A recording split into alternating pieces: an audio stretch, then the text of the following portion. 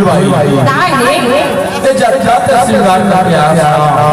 मोला बोल ये माता इसके लिए आप आशा करते हो से एक तो मेरी की दिखा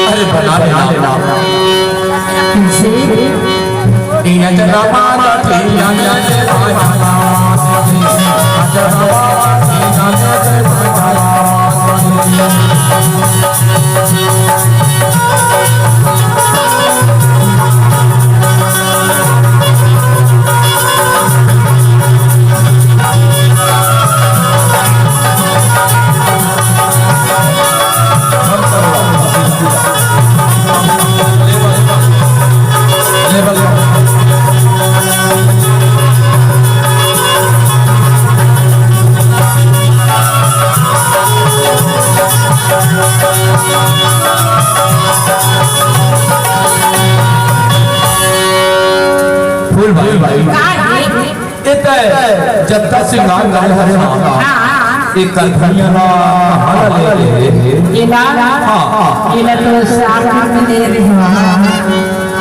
आई तो हाथ में गमला ला इला विक्रमपुर में ओहो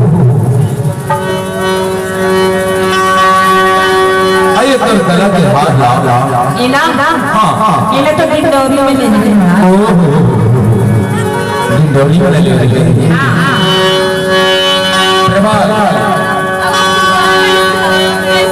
इना डिंडोरी में ले रहे हैं